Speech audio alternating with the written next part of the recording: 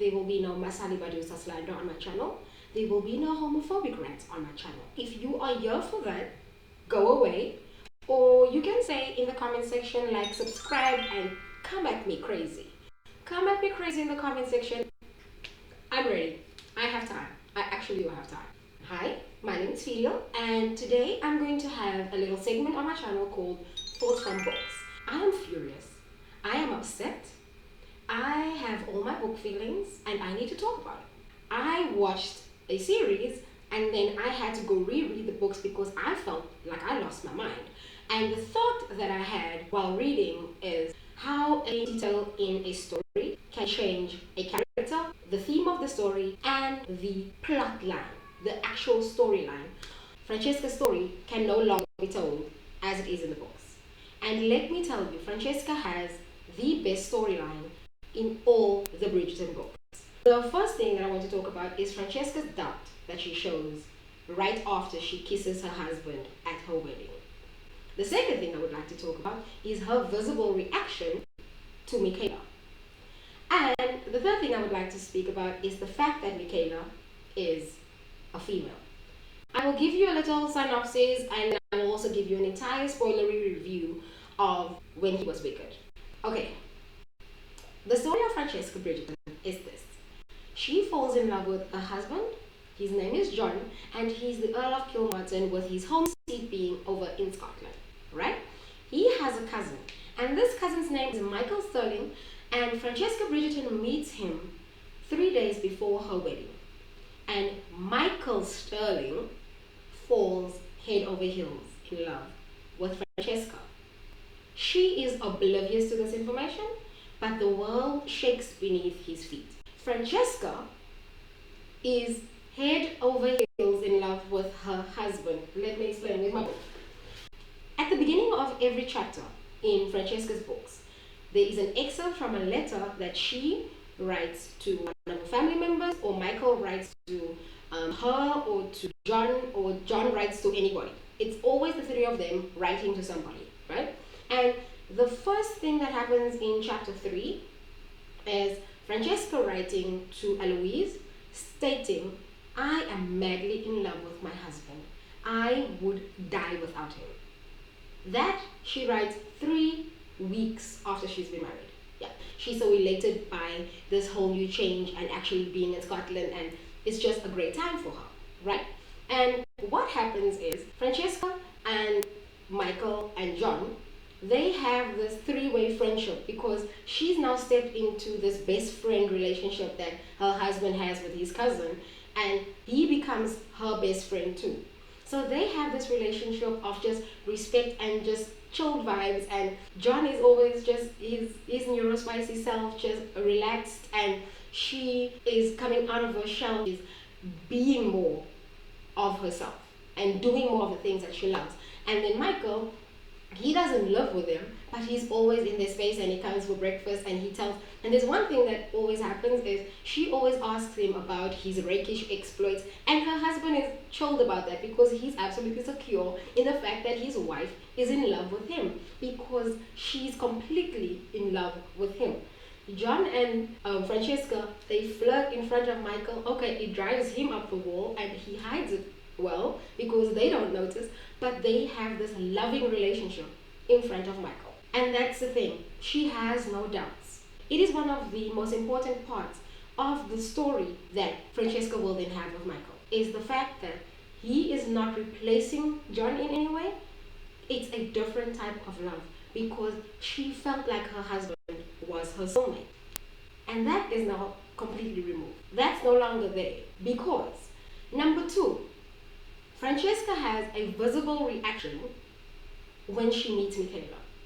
And this is not what happens in the books. She has no reaction. I'm telling you, Francesca was married for 2 years. She mourned her husband for 4 years. She did not see herself ever falling in love with anybody besides her husband, right?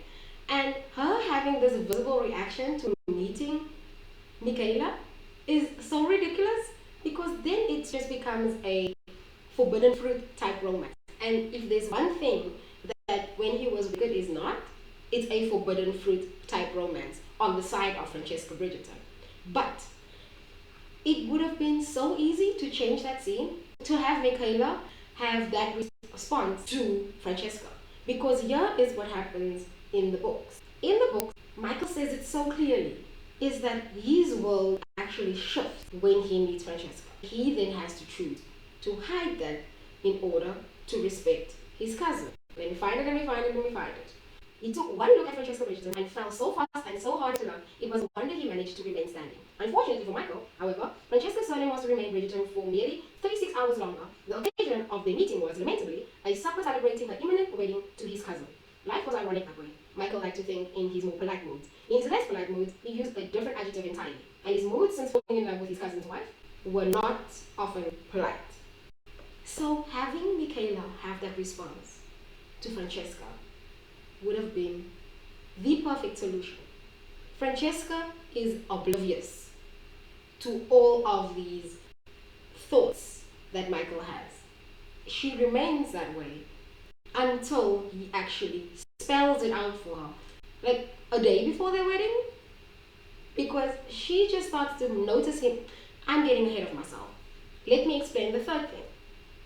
Michaela being a female in the series changes so much about the storyline of the book, because this is still a Regency romance and sex does still matter. I believe that they could have done a very great thing by having Eloise have a queer romance and by having Benedict continue on this queer romance journey that he's having, like this discovery of himself that he's having, because Benedict has a Cinderella story as his trope for his book. And no offense, Soph, but girl, that could be anybody. Like him having a bisexual relationship or him having being part of a throuple or anything like that, that is easy for Benedict's story, because nothing happens in Benedict's story besides the fact that he meets somebody and falls head over heels in love and then goes on this journey of self-discovery. That's it. That's it.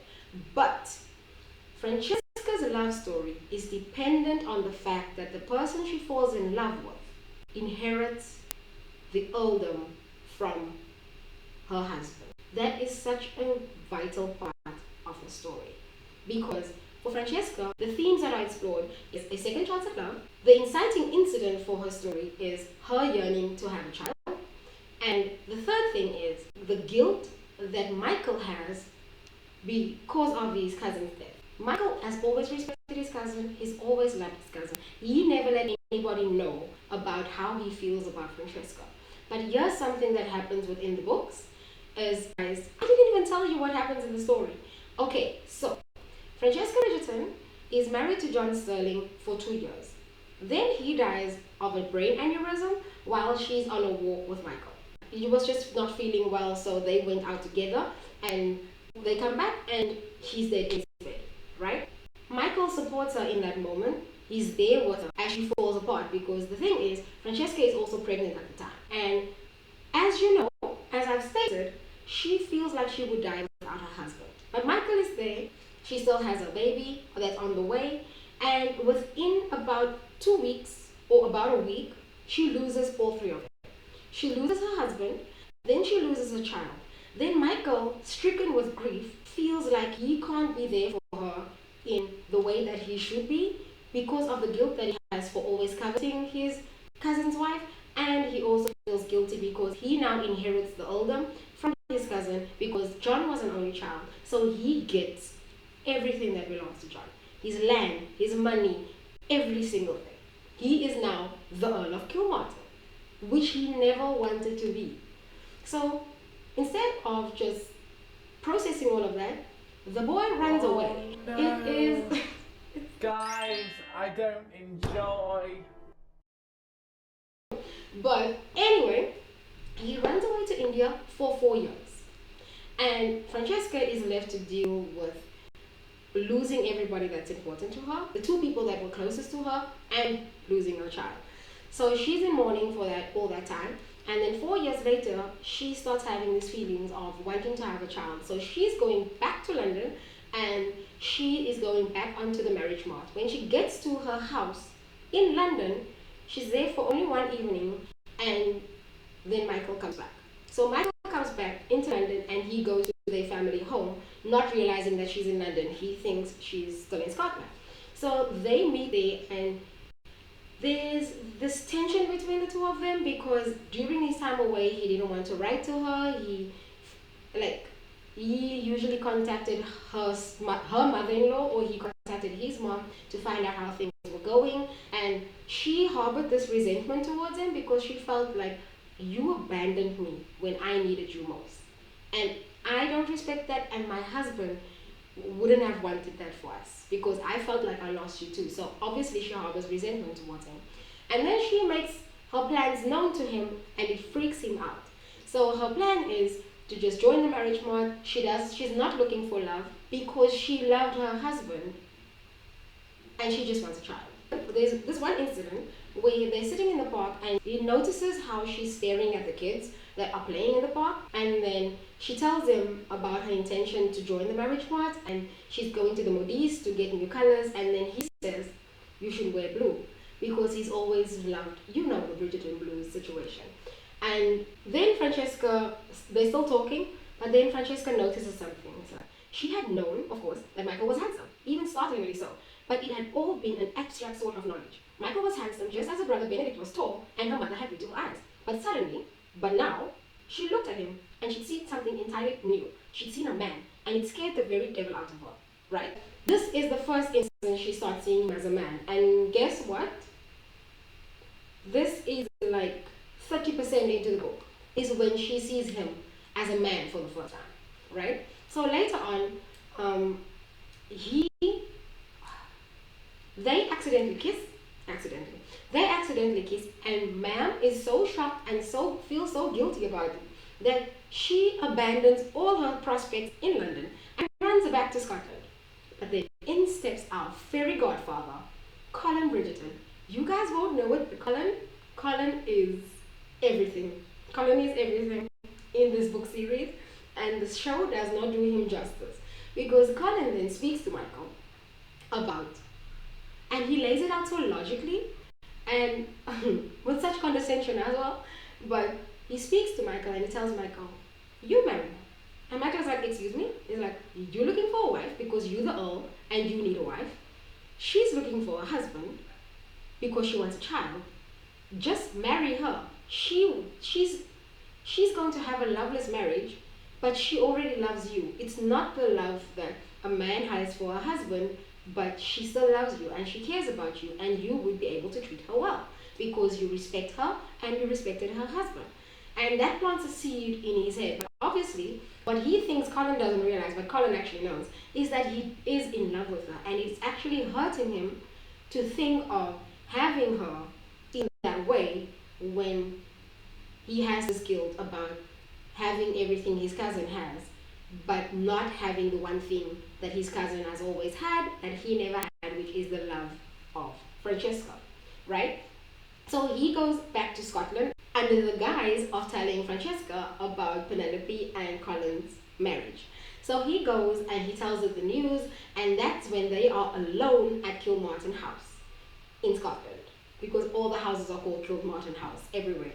But the house in Kilmartin, the Kilmartin House in Scotland is like their primary residence, and they are there together, and their love story kind of evolves from there because he makes this very logical proposal to her, and she doesn't want to accept, but then he tells her that I'll seduce you.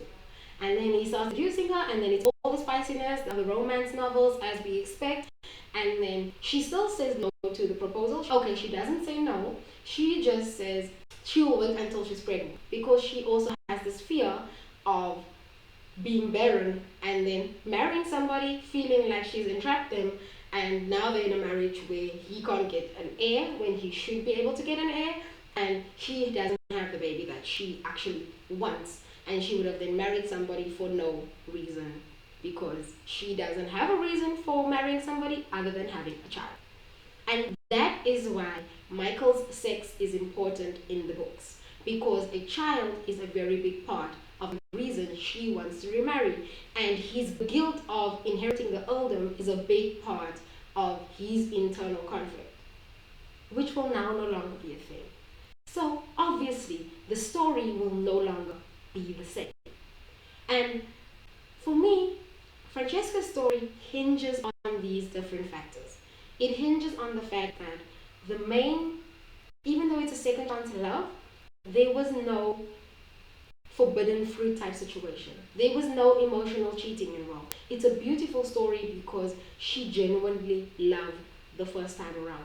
She at no point compares John to Michael.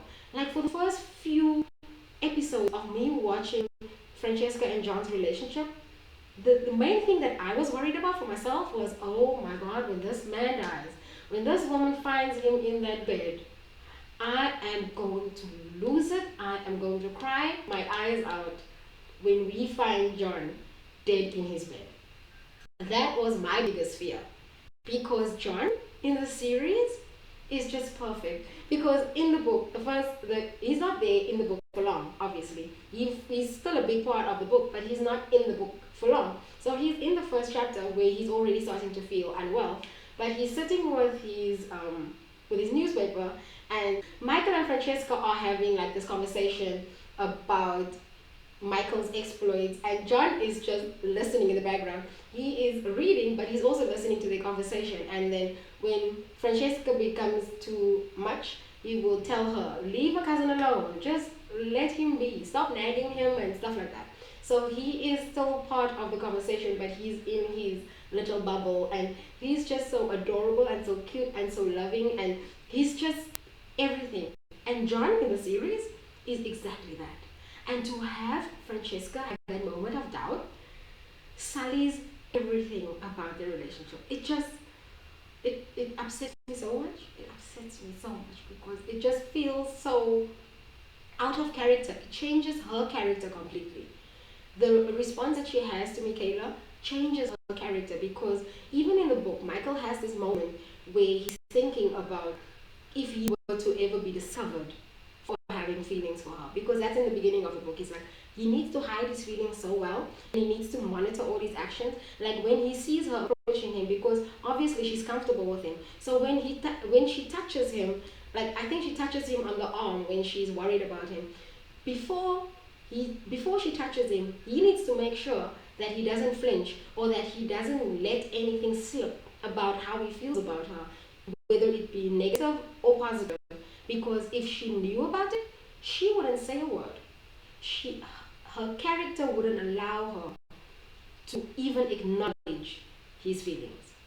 And she wouldn't want to change the relationship that she has with him because of the love that she has for her husband. She loves doing her own thing, but she's also very set in her ways.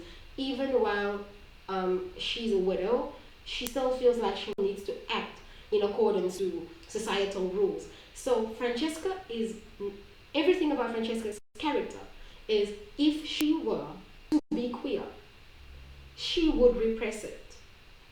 Simple as that. That is what Francesca's character is like. The outspoken, outgoing, more daring one is Eloise.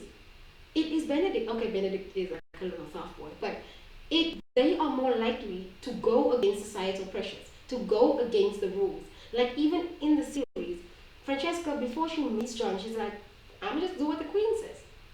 That's my thing, right? So everything about her falls in line. She will go against her own feelings, because even in the book, when she discovers that she has feelings for Michael, her guilt doesn't allow her to actually like just go for it, and it just makes no sense for her character.